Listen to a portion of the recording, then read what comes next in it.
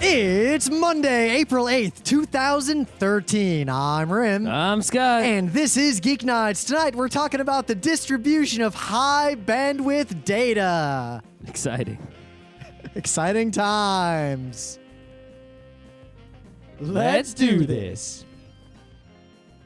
It's real good to not be coughing up my lung. I'm post-flu.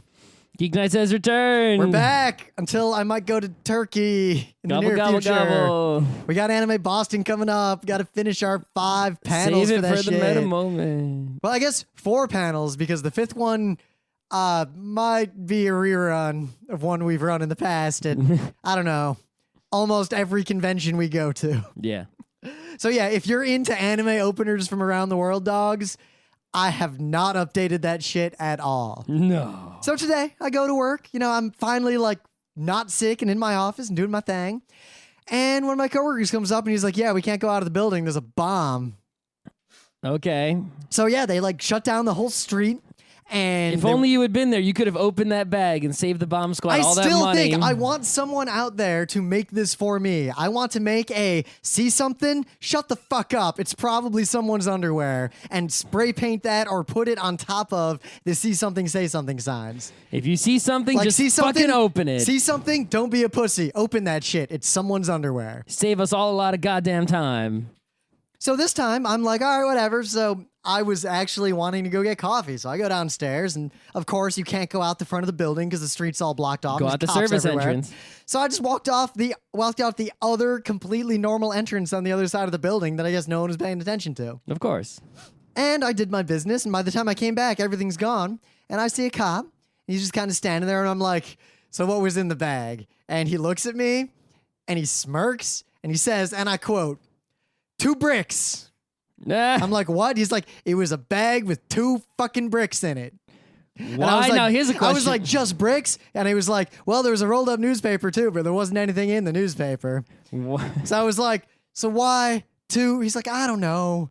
How does a I don't bag of care. 2 bricks in a newspaper even fucking... And Is you that know a what? He wasn't even in construction- front of our building. It was in front of the Staples. Okay. So I guess someone wanted to send a message to Staples that they're not going to take these bricks anymore. I don't know. I'm so sick of the see something, say something because it's never something. That's right. If you see something, shut the fuck up and Well, it save us all a lot of hassle. If you see like a dude with a gun doing something. Yeah, because, okay, here's the thing, all right? If you see like a guy light a No, stick of here's what we dynamite gotta and put change it in a it, right. bag, you should probably tell someone. No, here's the problem, is if you see something, say something. A bag laying in the street is not something. It's the something part is the problem, right? No, It's like, I think- if you see something, say something. But you know what something is? Not a blade of grass, not a bag. Something is... Wait, Scott, if you see a blade, fire. a blade Of you're gonna grass. let a blade go by? Something is a guy going crazy, right? Something is, Scott, what if I'm water type? a fire. Right? Something is, Grass blade's some dangerous shit. a dude with a dangerous weapon who is not a military or police person, right? That is a something. Well, a then again, bag Scott, is not a all something. what about all those open carry states where there's those assholes walking around with like an AR-15 just openly, just like, yeah, it's my right. It's my right. Because then you can't even say something about that. That's not even a something, right? It's a difference between that guy just walking in the street with it slung over his back and a guy walking down the street Menacing people going, hibbit, holding it, right? It's like in Israel, yeah, everyone's fucking got AR-15s walking around everywhere, right? From military people But to if he's normal singing people to if he's singing the really- hobo whitey song, the shotgun, then you might want to say something. Right, it's in Israel, you walk down the street, everyone's got friggin' M16s everywhere, right? But you know what? It's not something because no one's holding them ready to shoot. They just all got them on their back like it's, an umbrella or something. But that is not my opening bit. My opening bit is that Amazon fucked up for me in a pretty amazing way. Okay. It was a confluence of multiple fuck-ups that I couldn't even use their automated, like, something's wrong with my order thing. I had to talk to a human being. Okay. And the human being had to investigate and then deal with it. They usually just tell you to keep whatever they sent you if they fuck up.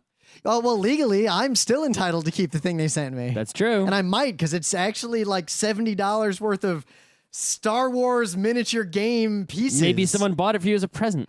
Yeah, I thought that. That is not what happened. Okay, so how could you get this game that we know about that is a nerdy thing sent to you? Yeah, so by I got accident? the Millennium Falcon. That which seems is like too much of a coincidence for a nerdy thing to be sent to us. Oh, yes, it does. This is why I was confused, and it took some research to be able to go to Amazon and say, yo, guys, here's what I think happened. I've done the research. Deal with it. Because when I went to them the first time, they were like, says your package is delivered. I'm like, yeah, that's why I'm trying to contact you. I don't have the items I ordered. They're like, but it was delivered. And I was like, well, you see, not really, but kind of.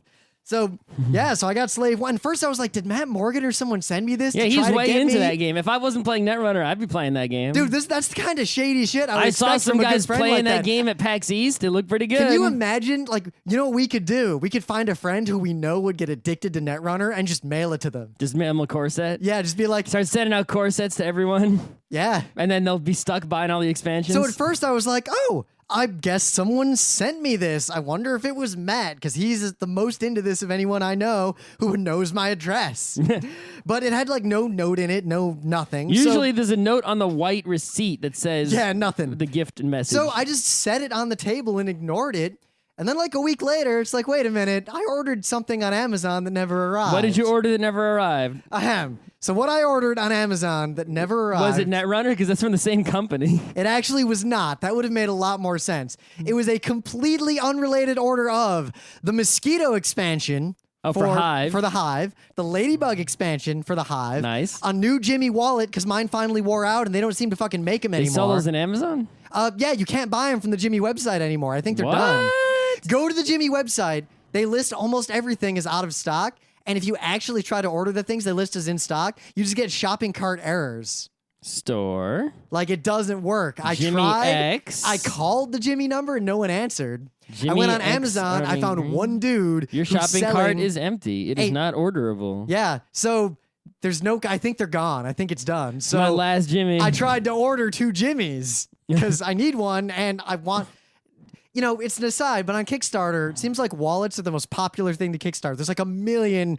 I made a wallet out I guess of my next titanium. wallet's going to be a Kickstarted one. Yeah, and you know what? I looked at every They all Kickstarted suck? wallet. They all are better. If I didn't know about the Jimmy, they're pretty great compared to a normal wallet. But you know what? I've had a Jimmy. None of them come close. Why don't we make a wallet even is just the better than Jimmy? the Jimmy and kickstart that motherfucker? What would I change in the Jimmy? I would. It holds the right number of cards. I would have a separate slot to hold thin cards like Metro cards and things that has exterior access. Just for Metro cards. We gotta get designer, industrial designer. We happen to know a few. Gee, we know a few of everything. Yeah. You know, we don't know a few of that I actually could really use. A lawyer who is also a financial accountant. Isn't Thayed some sort of financial lawyerish He person? might charge money. Yeah, that's what people do No, I when want they're friends lawyers. who will go into a joint business venture with me, paid entirely in stock There options. is actually a website. I don't know if it still exists, but it's actually a pretty new website that comes close to my Stack Overflow of lawyers idea, but not quite. What it is it's sort of all these lawyers. It's almost like, you know, those websites you go to hire tutors where they list like their qualifications and their hourly rate. Oh, yeah. It's like that for lawyers. So you tell them where you are and what kind of lawyer you want, and it shows you all these lawyers and all their rates, like hourly. And people are like 20 minutes free, you know, $30 per hour after that. I actually kind of am in the market as Geeknights because Yamato SRL is escalating to the point that I might have to issue some full-on DMCA counter notifications, at which point the only recourse they have is to actually sue us. All right, I mean, let me search my delicious for. So anyway, and I ordered a Razer Death Adder Black 3500 high precision 3.5G infrared gaming mouse. What's wrong with the gaming mouse you My have? Steel Mr. Series XAI fucking broke. How did it break? I wore it the fuck out. How could it be worn the fuck out? Yeah, so the fire button does not 100% reliably click anymore, which literally my Counter-Strike performance dropped off about 80%.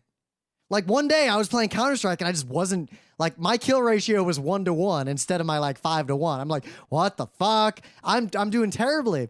So I go into a server where no one's there and I go to a wall and I go click, click, click, click, click. And it went shoot, shoot, nothing, shoot. So I did some testing and yeah, the fire button is just unreliable now. And the cord frayed the fuck up and I had to fix it with tape. So I'm never buying a SteelSeries mouse again. I'm pretty sure any mouse you get will have that happen if the way This wore out. You seem to like breaking your things on purpose to have an excuse to buy replacements. I bought a less good mouse. I bought a cheaper, less high quality gamer mouse to replace this one. So I found the lawyer website. It's called Law Dingo, and you can go there and get simple questions answered cheap, and you can also browse lawyers to find a lawyer that is can help you with whatever Did the dingo eat your... And the thing is, normally it's like, who's going to trust this website? Well, it's not really the website you have to trust. It's the lawyer, right?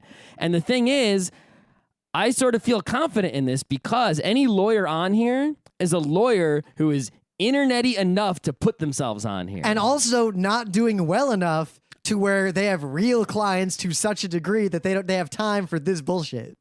Meaning they'll probably actually work with me, and they might be cool enough to talk to me. No, maybe, but yeah, I mean, you can't hurt yourself by just calling someone on the phone if you see them on the site, right? What's the worst that can happen? They're a fake lawyer. They sue you so immediately. You stop calling them, They're right? a real lawyer. You hang up. They're a real lawyer. They send you an invoice for the 5 minutes of their time at $900 an hour. Anyway, so yeah, Law Dingo, I guess. Try it out. See how it works, Rim.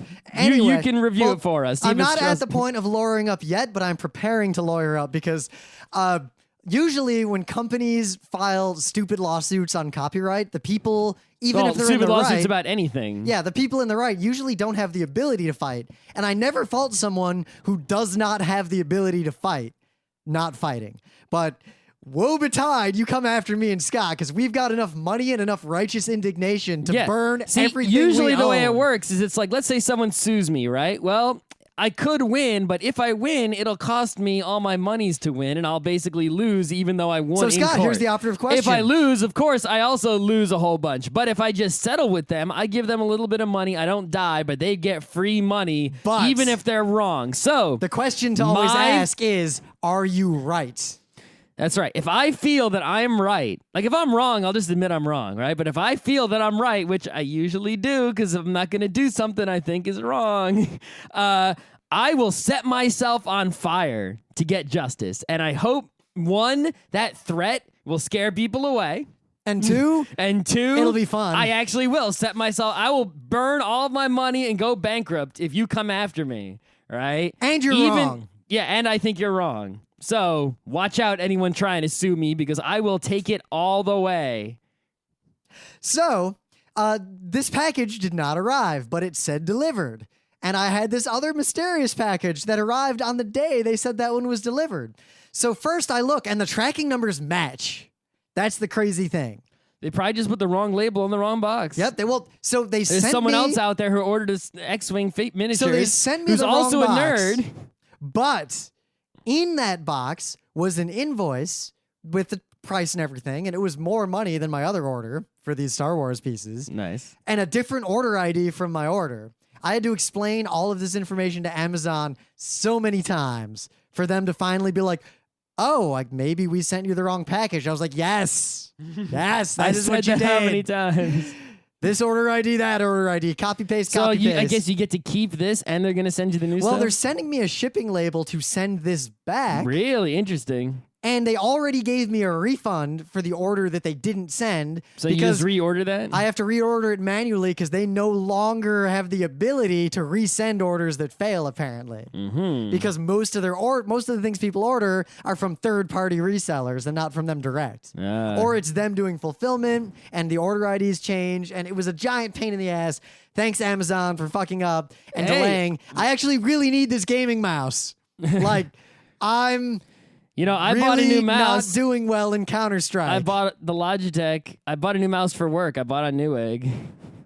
Logitech. Yeah. Newegg. I like the Razer Death Adder because it's got the shape that I like of mice. I don't like any weird mice. I get the default Logitech mouse. That's the one that everyone gets. Most default it's the best. Logitech mice have too much of a hump. Not it's the gaming mouse that everyone uses. The what's it called? I don't like humps. I basically like pucks. You're crazy. I also need a thumb button. Anyway. At home, I have the G500, but at work, I have the G something else. I really like my SteelSeries, but it wore out way too quick for how much money I spent on this fucker. Whatever. Okay. Okay. Let's do some newses. So what do you got? So this is a company called Aereo. I don't know if anyone's heard of them. We may have mentioned them before. There's a billboard for them right outside on the, not right outside the window, but over by the subway where the end sort of starts to turn. It's like right in that area. I guess I never noticed. Yeah, so what Aereo does is they set up TV antennas and catch the... Okay. I know who this is. They catch the over-the-air TV, and you can pay them money, and they will send you over the internet the over-the-air TV that you should be getting. So let's say you live in an apartment, and it's really hard to set up a good antenna, but you're in a space, like your apartment is in New York, you're entitled to those free over-the-air channels that are the radio waves of which are penetrating your apartment, right? You were supposed to be able to watch those for free legally. So what Aereo does is they put up an antenna for you, they catch the TV, and then they stream those TV stations over the internet to you for a small fee. Now, right? one, I would argue, Not giving any money to the TV stations themselves. and you know what? I am totally okay with that. And the court seems to also, the court case is obviously far from over. Yup. But so far, Aereo is winning. What I've read from brief summaries of this is that part of this is hinging around the fact that Fox can't prove any harm to them because they're giving it away for free. Another thing anyway. is the judge also pointed out how, they're not letting people watch TV stations from far away. You only get the ones that would be available in the spot that you live. Yep. And you only get it for you. It's not like, you can do it and then, have people all crazy places, start watching. Well, you it. can with a sling box or something. I'm just but saying, right? But it's not, that's not the point, right? So the judge is like, yeah, I see nothing wrong with this, right? To me, this is just an extension of the recent re-emergence of the weird debate over whether or not it's okay to block ads on the internet. Like, Right. It's the same thing. In my opinion, if you provide content in a way that is actually free and available, then people have the right to consume that content however they wish. Well, we're going to get back to that in a second with my second news, right? But anyway, so the Aereo news number one, right? You got two Aereo newses and then the second news. Yep. So Aereo news number one is that they're winning in court. Aereo news number two is that Fox, in response to the fact that they realized they were losing, this is rich. yeah, they said, all right, if we lose and Aereo keeps operating, we're just going to stop broadcasting over the air and we'll go cable only with Fox. And, I have to say to that, Awesome. go for it, right? Yeah, because the Super Bowl is really going to want to be broadcast on to only people with cable. They're going to, right? No, the NFL is not going to allow you to broadcast football games only on cable, Fox. I think it'll actually. I'm hoping more and more that these companies that are so mad about anything related to internet distribution actually do wall themselves off, just like all these news sites that are bit by bit hiding behind paywalls. Because actually, the news sites are starting to come out of the paywall. a few of them are doubling down. I'm sure. But yeah, it's kind of weird. They're all trying different stuff. They're all dumb. Well, the other thing is that the Aereo business model. I am not a lawyer. I am not a business analyst. This is a pure raw opinion, so don't come suing me for anything. I think it's the same basic business model as Crunchyroll was originally, in my opinion. No. You know what? This may or may not be legal. Who gives a fuck? We're going to do it anyway. We're going to fight the lawsuits, and we'll probably win and get a pile of money in the end. There's a guy, I'm not sure where he is, but he's got a dish, and he is rebroadcasting all the Mets games this year, every single one, right? And he's basically adding value, right, to this. Number one, his stream is the best illegal sports stream I've ever seen in terms of quality. It's Ultra HD, and it doesn't lag at all, ever. Two, he's keeping it sort of private. Like, I found out about it, so it's not that private. But he's pretty much keeping it with, like, a small group of Mets fans, and he's building a community around it. So it's like, when you go to this thing, and I did it at work once when there was a day game last week, there's a chat room, and everyone's chatting, and there's maybe only 50 people watching, right?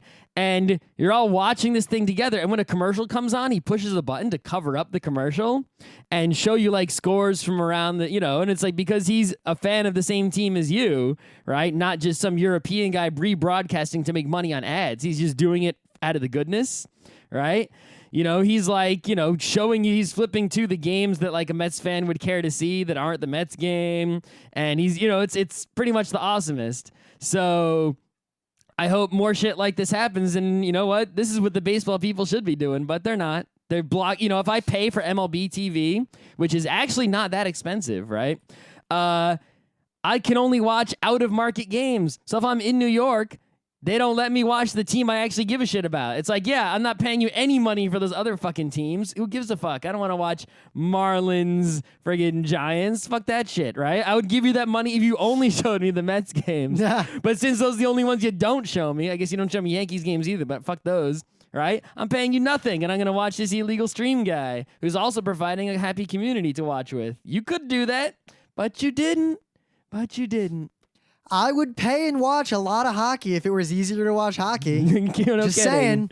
Anyway, news number 2, which relates to your point about ad blocking, right? There are 2 incidents that have happened recently that are interesting. Now, with ad blocking, some website, some server sends HTMLs to you, and then with your web browser, you decide what to do with those HTMLs. Yeah, I mean, in the old days, like, not everyone could display images. Some blind people have things transmitted in a different way. Right. What if your ISP were to set up some sort of squid proxy server and modify the HTMLs on their way to you? Is that okay? Now, I would argue no, because I am paying for direct access to the internet to connect to people that I want to connect to directly. So there are 2 instances. Instance number 1.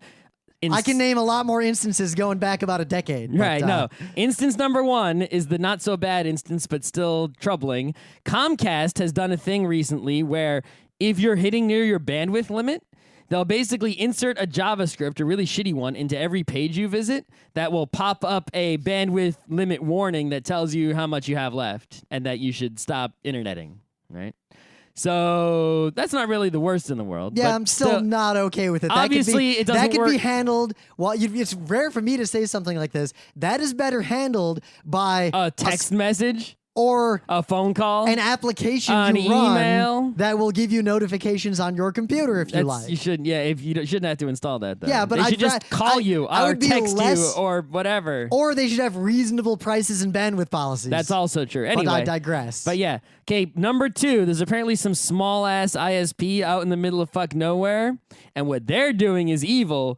They are inserting ads into major websites that don't belong there. And that has happened so many times in the history of the internet. Right. And the company that does the ads hasn't commented, and it's shady. So they have screenshots like going to apple.com, and there it is right at the bottom of apple.com. Fuck them. I Some hope the ad FCC... for like something else. I hope the FCC destroys them and someone goes to jail. I don't know if the FCC would go after them. The guy called the FCC. They said to call the FTC. I was going to say. So there's at least one guy who noticed this on his parents' computers, and he did all sorts of tests. Like SSL, it doesn't show up. That'd be like if my... it only shows up on major websites. If my local cable network was distributing the Super Bowl, and when the Super Bowl ads came up, I showed my own ads. Well, I mean, they do have some spots that are for the local cable channels. They do, but that would be like if I was putting ads in other places. Right. So... That's all fun.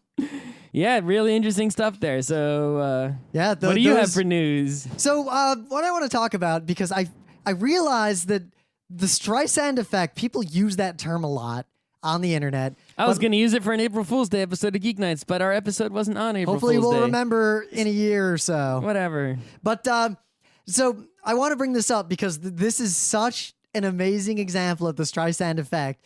And it also reiterates something that I've talked about a lot on Geeknights, that for all we complain about the United States, we still pretty much, even with a lot of our terrible copyright stuff, that keeps getting worse, have the freest internet and free speech on the entire internet. We just have the slowest. If we also had the fastest, things would be fun. Well, on average, we have the slowest. I mean, there are places... We don't have the slowest. We just have slow compared to other countries that are equal to us. But at the same time, if you ignore all of our rural areas and small markets and only look at our big markets, we're near the top. We're not at the top.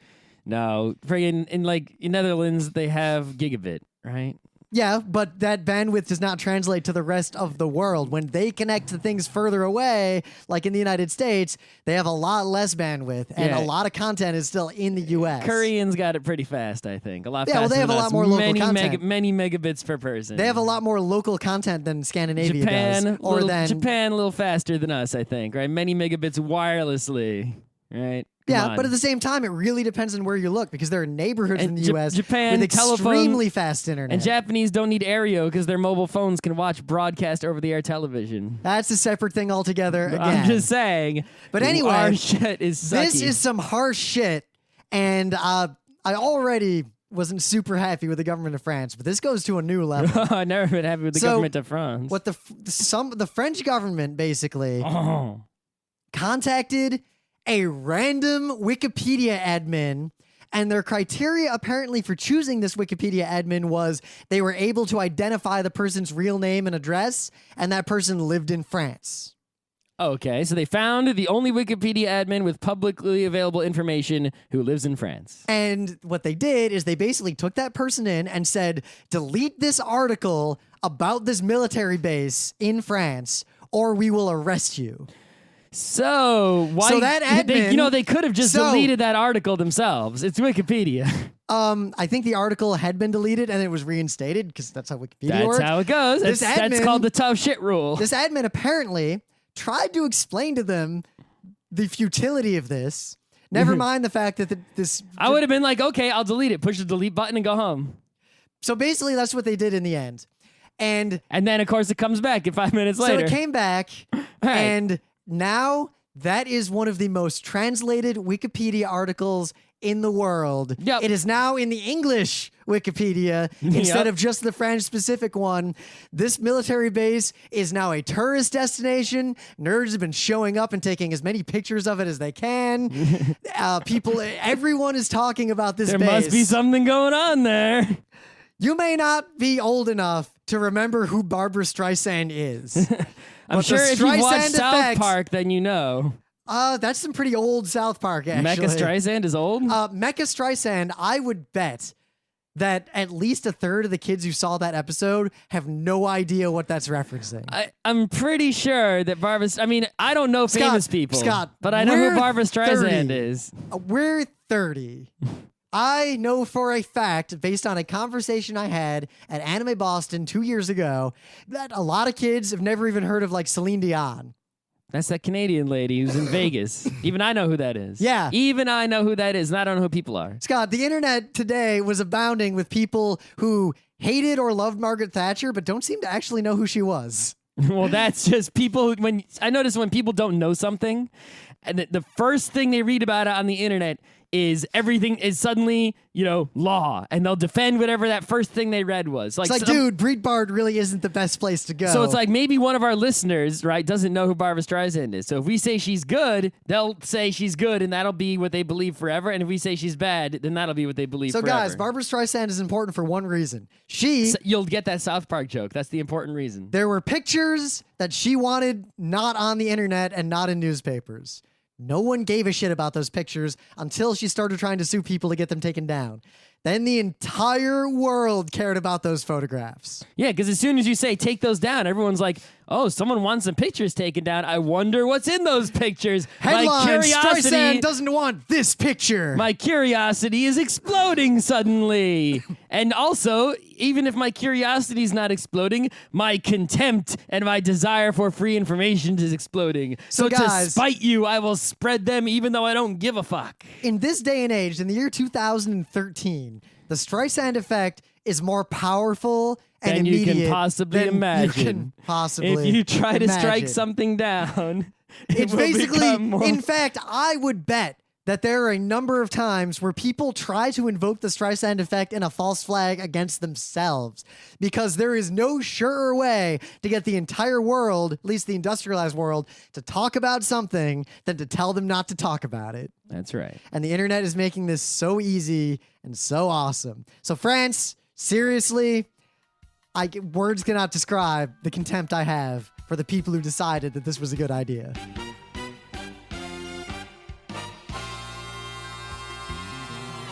But anyway, things of the day. So, there's a guy, and there are many geekeries, and on Geek Nights, we celebrate all the geekeries. There's this dude named, I guess, Jorg Sprave. At least that's the name of his YouTube account. And his geekery is slingshots. He runs the Slingshot channel. Slingshots are his thing.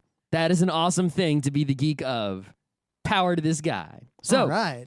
separately from the Slingshot channel, which could be a thing in the day of itself, Bill and Melinda Gates have put forth the condom challenge. Basically, they think that condoms suck. There's a frat boy condom challenge that is probably not this. Not that kind of condom challenge. That challenge is how many condoms can you put on? Right. They're basically saying condoms are flawed. They're clumsy. I did read in a research paper many years ago that basically said that condoms are like 99.9% effective if used properly, but they're actually only like 70% effective because people just can't fucking figure them out. Exactly. So, Bill Gates is like, hey, I'll give you $100,000 if you can improve condoms, product design wise, right? Because obviously you're not gonna be able to educate those 30% of people who fuck it up, right? All you can do is improve the condom.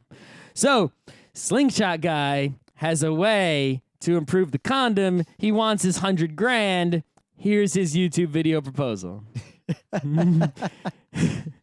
So, a while ago, we did a book club book on The Great Gatsby. There's actually, I found out today, the Astoria Historical Society, which is in this mansion on Steinway called the Steinway Mansion. I've seen the Steinway Mansion. It has a Great Gatsby exhibit right now. We should go to that this weekend. We can go to that. That sounds pretty good. Yeah. Because Emily just read The Great Gatsby, Geek Nights Book Club, and she really liked it. And I reread some parts and remembered that I really liked it. Pretty good, yeah. Good book for a reason. There was a link that we talked about in the forum from a web series called Crash Course, and it was a gentleman with some animation basically explaining why The Great Gatsby is one of the greatest books ever written. Oh, so I saw the links to these and I didn't watch them because I thought they would just be cliff notes, but is it actually explaining why it's great as opposed to here's the just deal. telling you the book? Crash Course is 3 separate series. This literary analysis series, world history, and U.S. history. Okay. He has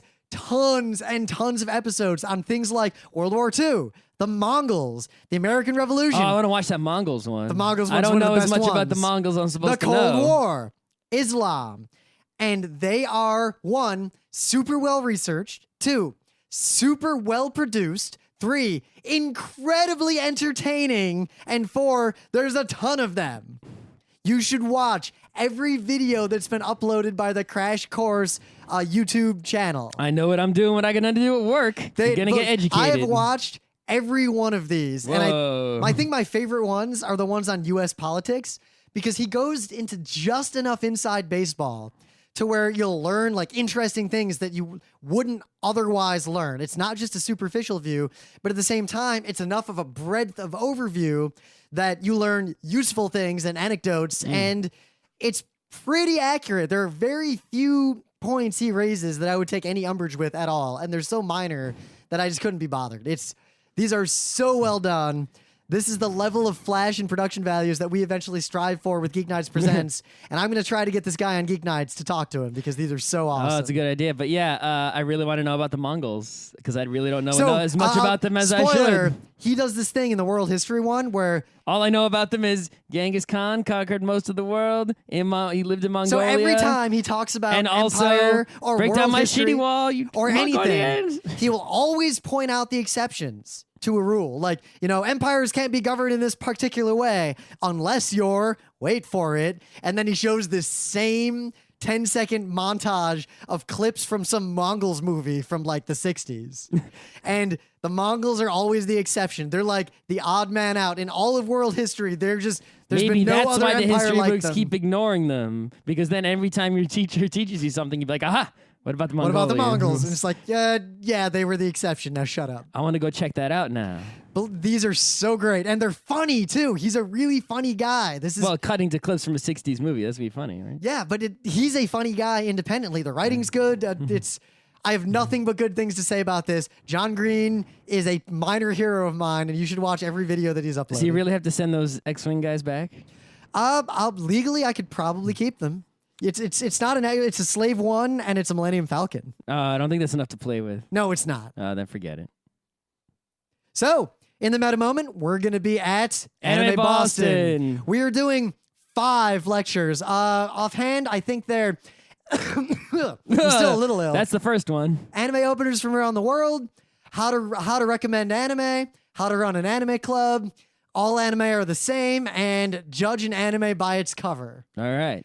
Better start working on those. We actually only really need to work on the all anime are the same. The rest we can do off the cuff, pretty much. I know, I got to put slides together of like talking points. But I mean, for judge an anime by its cover, all we have to do really is take the latest anime chart and cut it up into individual slides, and then we'll do it live. We'll judge them by their cover. I think what we're going to do is the first half of that panel, we're going to do like that live, and the second half, we're going to explain what we did. Maybe, or we can do it as we're at the same time, right? Here's the second we go half. to an anime, we judge it, and then we say why we're judging it. Next one. We can do in the end, in the second half, take some old shows that everyone has seen, that everyone already knows the deal, like Cowboy Bebop, and show the equivalent sort of like what the cover would be, and point out why those covers elicit such a different feeling and why those shows tend to be better. That's too much work. Anyway, I can work on that one because it's easy. Tell you what, I'll work on the other 4, and you handle the complicated one with all the clips. I will handle the one with the complicated, all the clips, if you get the source movies. Actually, I've been working on that. I got some really high quality of 2 of them.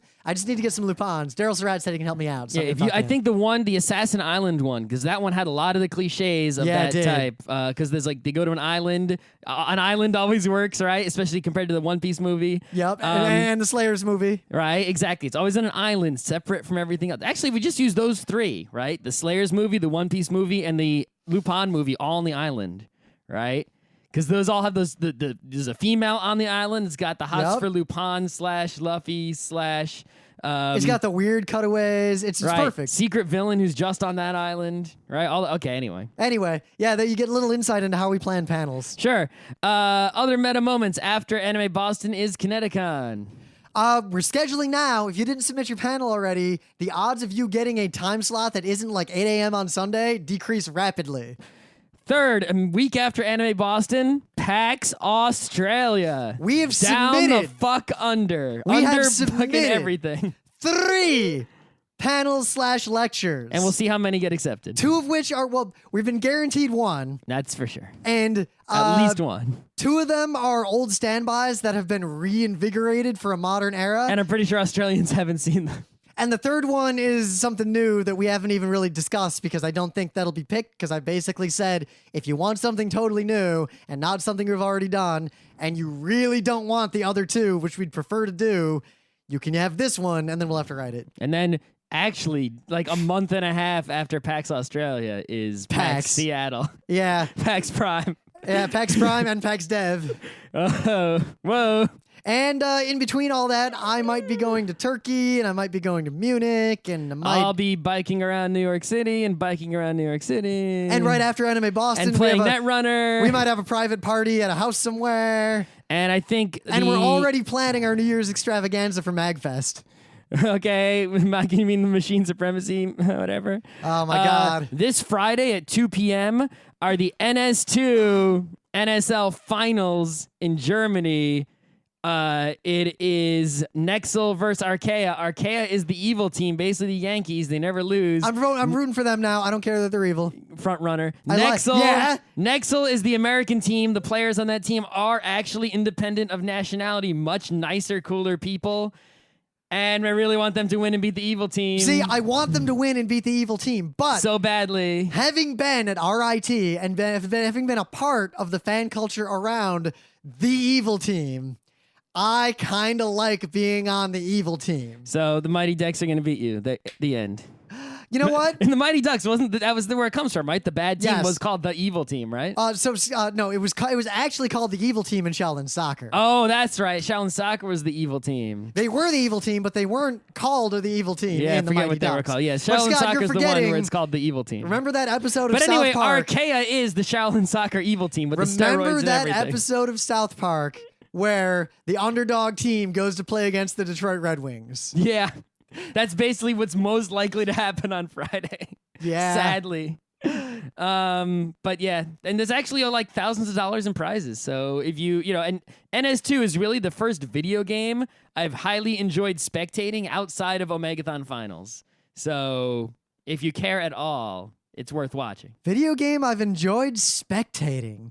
I enjoy spectating Counter-Strike Pro matches in a big way. I haven't watched too many. I've only watched one or two. I've been trying to play increasingly competitively, so I either spend a lot of time watching the previous round, or I spend a lot of time dead in the serious scrim watching everyone else.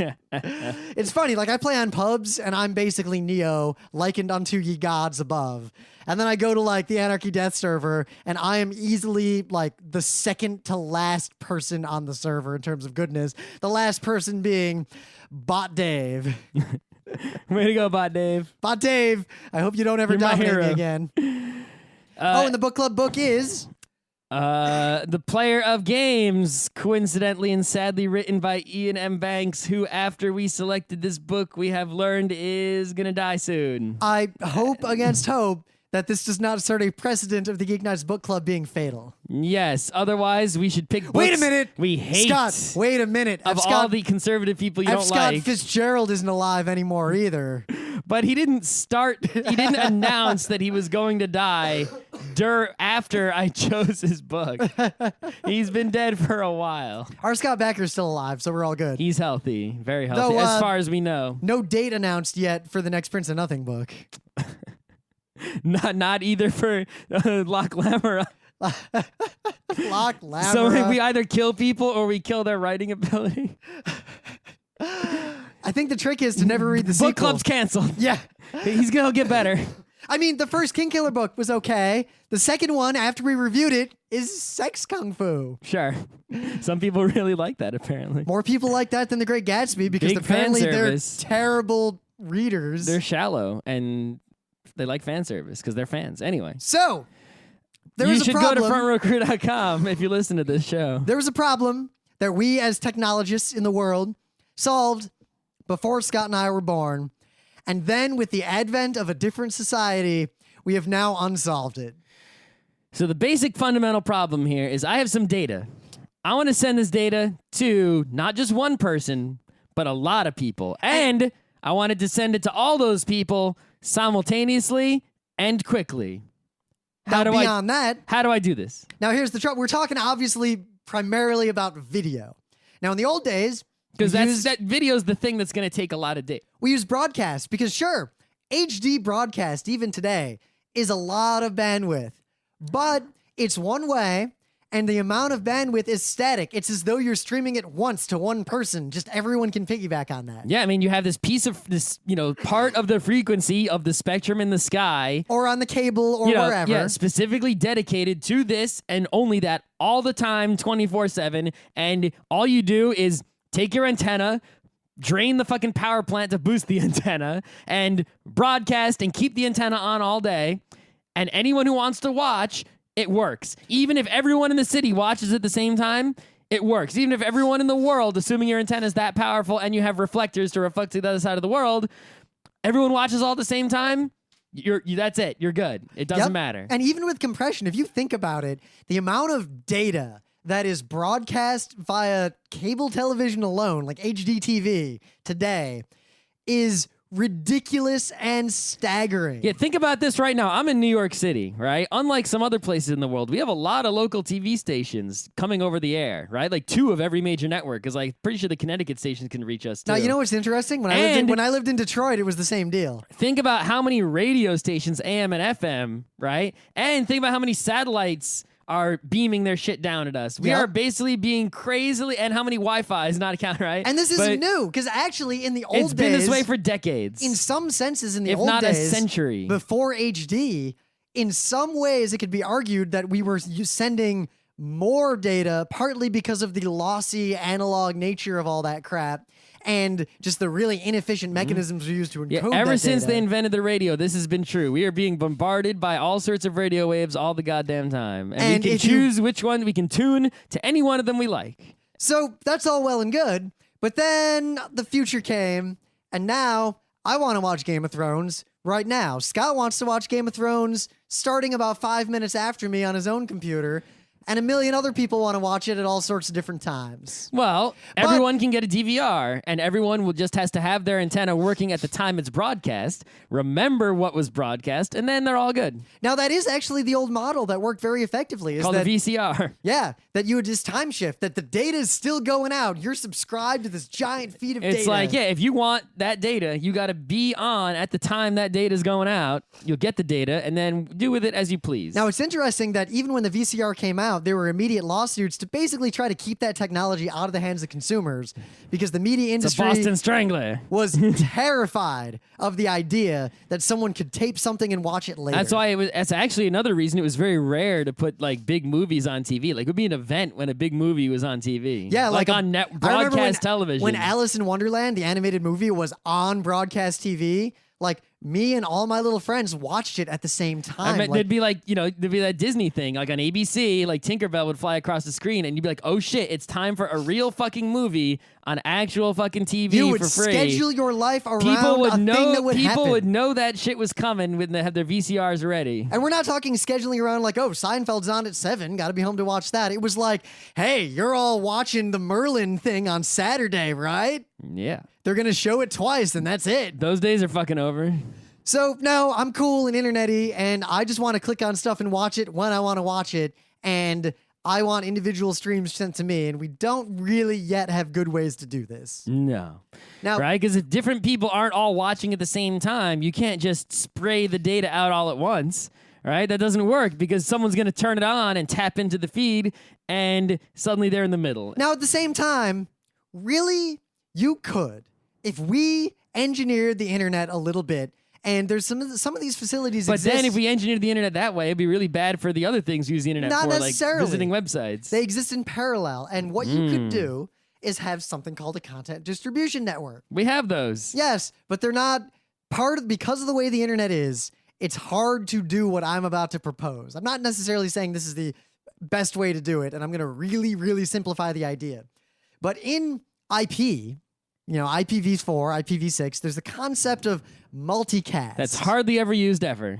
It's used a lot internal to organizations. Like if you got some Tibco middleware, Yeah, like but I mean, TibRV. on the capital I internet, hardly ever used. It's mostly used on The idea networks. is that you have data that's just going to your network all the time. It just goes to your routers. And your router knows who has requested that stream or not. So basically, anyone who's connected to the router, let's say it's a 10-port router, the people on ports 1 through 5 just tell the router, hey, I want to subscribe to that shit. And then it comes in one hole on the router will copy it and send it to all 5 holes simultaneously. I think I actually want to go one step more detail than that, because you wouldn't actually have 5 people connected to the router. You connect networks to routers, not devices. Oh, that's true. That's true. But this kind of shows why this is such a scalable idea in theory. So you've got your router, Yep. as opposed to your switch. Yeah.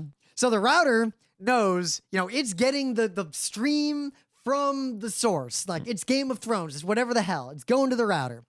The router then knows the switch, basically from the switch, will say things like, someone on this VLAN, it wants this data.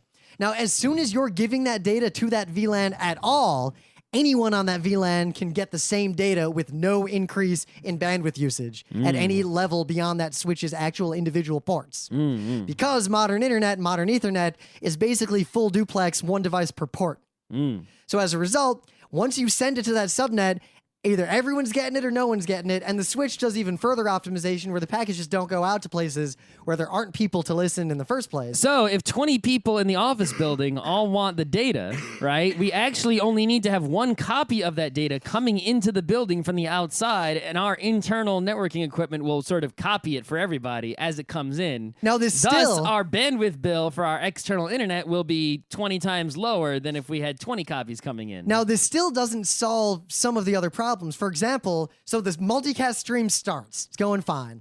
What if I subscribe 5 minutes late? Usually there's no mechanism to get the part I missed. You'd have to have some sort of DVR built into the network.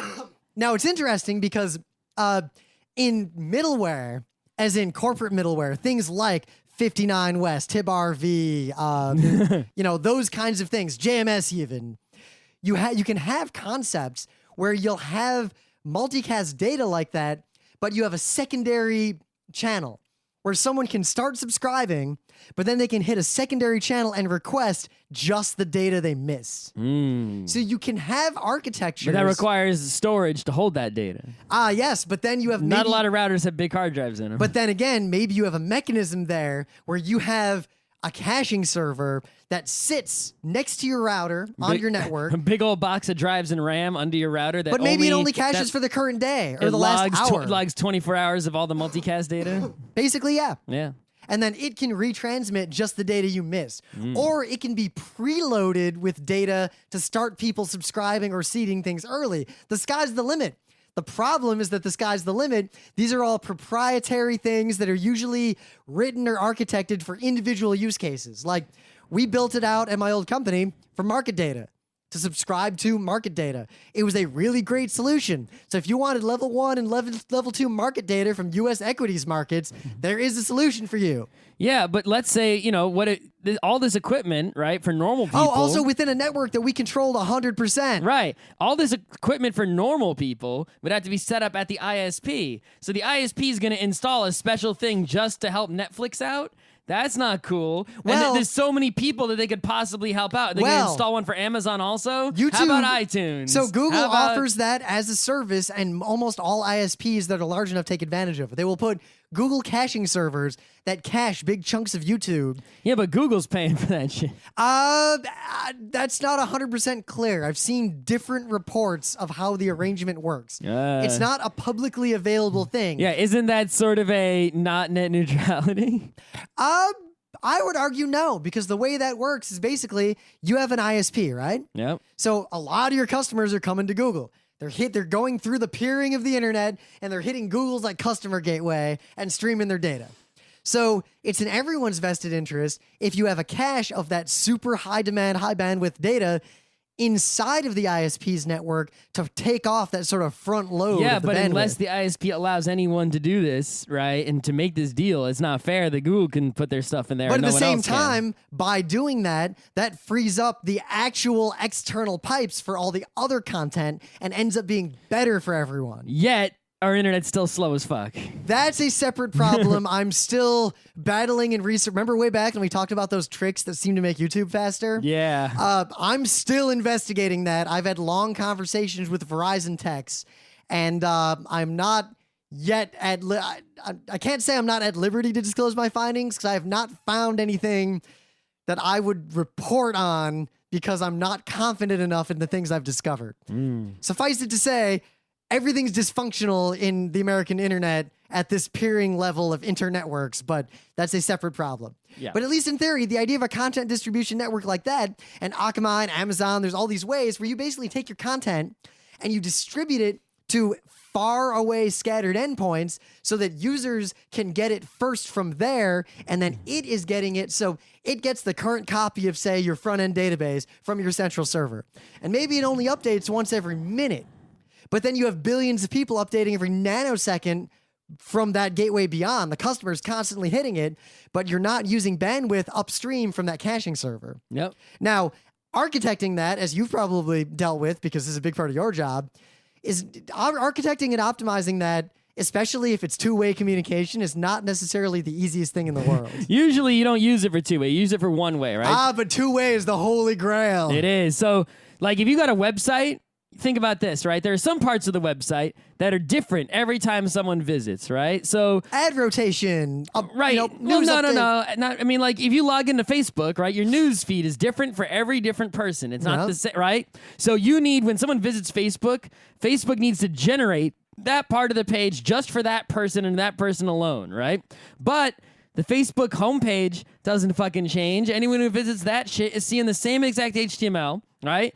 And also, everyone is seeing the same exact, like, Facebook logo image. They're seeing the same Facebook CSS file. And that stuff is not trivial. I mean, guys, our RSS feed uses almost as much bandwidth as Geeknights sometimes. Right. It's like there's a lot of files that don't change. Every person visiting sees the same file. And a lot of people are getting those files all the time. So what you do is someone will visit your website, and it'll be like imgsrc equals not facebook.com/image/whatever. It'll be like CDN something something Facebook something image. And basically, that image, even though the web page came from a Facebook server, made you that page just for you and sent it to you, all these other parts of the page that don't change ever are on some caching server that Facebook set up, not at your ISP, but near you geographically. And you're going to get all the images and CSS and JS files and things from there instead. And that's hardly ever updated by Facebook. So that means that bandwidth only has to go between you and there and not between you and the big Facebook server all the way at the Facebook data center. Now there's an even further complication. All these ideas we talked about with content distribution are kind of assuming that you don't care if people, everyone can see the data. But like a lot of broadcasts of things like HBO shows, they only want certain people to be able to see the data, meaning if they use any sort of content distribution network, the internal traffic has to be inaccessible and probably encrypted. Yep. Which adds a whole nother layer. And to illustrate this point, because I realized as Scott and I were talking about this, I don't think many people on the internet know the sort of sordid history of satellite television, let alone how satellites work. Right, but think about it this way, right? So in terms of the the encrypted send, right? So your HBO, right? You have a server that has the TV shows on it. Yep. 100 people want to watch, and the show is 20 megabits per second. So that means you need 200 megabits per second of bandwidth. You don't have that much, right? You only have 100, which means, what are you going to do? Let 10 people not watch? You're going to decrease the quality by half? What are you going to do? So what you do is you sort of stream that data to the CDNs, right? So there's maybe 3 CDNs around the world, US, Asia, and Europe, right? So you really only have to send 60 megabits per second, 20 to the first CDN, 20 to the next CDN, and 20 to the third CDN. And then all those users, all that will be, getting to the CDNs, which will copy and resend the data to all of them separately. So even though you do still need in total, all those CDNs aren't cheap, right? And they still have to have that total 200 megabits of bandwidth for all the users, which sucks compared to, say, the radio antenna. Yep. You still, at your central server, you need much, much less bandwidth. So no individual piece of equipment really needs to be that ridiculously crazy. Imagine trying to get like everyone in the whole world, right, watching the Super Bowl off one server. It's not going to happen, right? You can split it up to a bunch of servers all across the world that are individually small and easy to set up and have, a reasonable amount of bandwidth each. And then no single piece needs to have a ludicrous amount of bandwidth, even though in total you have that ludicrous amount. So I want to illustrate all these points by explaining how satellite television evolved in the United States. Because this is a nice one, if you're interested in this, because it's actually kind of a cool story. You can read, there's a Wikipedia page that will go into ludicrous detail about how this all works. But I want to clear up one big misconception. If you have like a satellite receiver for TV, or internet, it's not sending anything back to that satellite. Your upstream is not slow because you're sending it to the satellite. Your little dish can't transmit for shit. You have a modem that's connected via a regular old phone line to your ISP. Well, why don't you just pair like a cable modem with the dish? Some people have done things like that, but then usually, if you have a cable modem, why do you have a dish? That's what I'm saying. The only reason you would ever have a satellite internet is if you live somewhere where phone lines are probably the best thing you can get. Well, I mean, whenever you see pictures of most countries on Earth don't really have the cable TV, right? You watch, any pictures of like a lot of countries, just everyone has dishes, just satellite dishes. You were in India, satellite dishes everywhere, right? Yep. Yeah. See, everyone just has dishes, then get all the fucking channels in the goddamn universe. So, in the 70s, the way a lot of syndicated television would work is there would be satellites that would broadcast the data because that was the easiest way to send it to all the different local networks, both, later cable providers, but also over-the-air providers. A syndicated show would be sent up to a satellite and then beamed over basically the entire United States. Yep. Because only rich television stations could afford satellite dishes. Yeah, so there would be a few rich people, like one person in my grandma's neighborhood, would get this gigantic motherfucking dish on their roof. Well, see, I'm just getting like to that horror movie that was reviewed by Cinemassacre that we also saw with Amber. Oh, yeah. So the reason for that is that they broadcast like that. There was a really easy distribution mechanism. No one ever thought to encrypt it or anything. The satellites were expensive, but once they're up there, they're up there. So in the later 70s, a hobbyist, I forget the dude's name, he basically wrote software and came up with devices that could take that satellite signal and turn it back into a usable picture that consumers could use.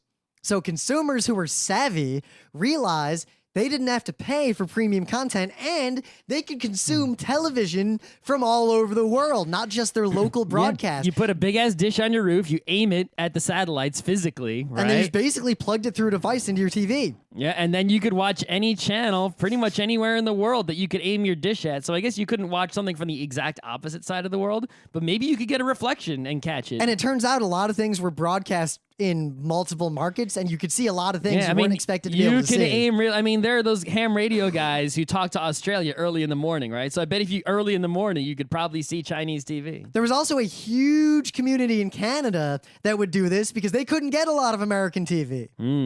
So obviously, as soon as enough smart people were doing this, they started to show their friends how to do it, and then some companies started selling the equipment, and two things happened. One, a bunch of lawsuits and a bunch of court debates and a bunch of congressional debates. And two, the people who were sending out this data over the air started to try to figure out how to encrypt it. Yep. And two things happened as a result of this. One, there was a big debate in the public consciousness in the late 70s and early 80s that is largely forgotten today about whether or not, this echoes back to the beginning of the episode, you have a right to decode signals that are being broadcast into your own home. Yep. Funny how the same debates happen over and over again and never get resolved. That's the thing. Remember, if you want to save a lot on this bandwidth cost and not make copies of everything to send them to specific people, you can save by just spraying your data everywhere without worrying about who receives it. But then anyone can receive it who wants to. So the only way to limit it to certain people is to encrypt it, send it out, and then even though anyone can pick it up and take a look at it, only the people who have the key can actually look at it. So you can see how this echoes all the debates we're having today. There were arguments made and there were court cases around the idea that maybe it should be illegal to encrypt these broadcasts, because then theoretically, are you not trespassing by sending these signals into everyone's homes that they're not legally allowed, nor are they able to decrypt? Simultaneously, pirate television arrived. People started, the hobbyists who made the original devices pretty trivially figured out the encryption schemes and started selling black boxes. Yep. Black boxes in that era meant devices that would decrypt cable TV or satellite signals without a cable box. Right, because remember, if you encrypt and broadcast this thing, right, you're only sending one copy. It's all encrypted the same way for every person. Everyone has the same key. So if I figure out the key... If someone gets that key, it's just like DRM. And even it as is a kid, DRM. both my uncle and a friend of my dad's had oscilloscopes and crazy satellite dishes, and they were One person pays for DirecTV, everyone else gets free DirecTV. They were cracking analog satellite and cable signals in the 80s. Yep. Like that is a level of hacker dedication we don't often see today. Now, there is still plenty of unencrypted broadcast and satellite television, right? Like, I remember at RIT, they had a dish up and they would watch, like, Apple keynotes by satellite, which you couldn't watch in those days. My in the early 2000s. point is simply this. The history of satellite television and distribution, the court cases, the lawsuits, the people arrested, the hackers, the debates in society about whether or not you have a right to data that's being handed to you. We had that argument in the 70s, and it didn't go anywhere. We had that argument in the 80s. We had that argument in the 90s. We had the argument in the 2000s. We're having the argument now in the 2013s. There's been no consensus. There have been very few definitive court cases, and frankly, almost nothing has changed. The technology's just gotten more sophisticated along the way. Yep. So everything that applied and to the satellite debate... No one wants a TV anymore because it sucks. I know. But everything that applied to the debates in the 70s and 80s about satellite TV... change some of the proper nouns of the technology and post it to Reddit, it'll sound exactly like what every kid is arguing about today.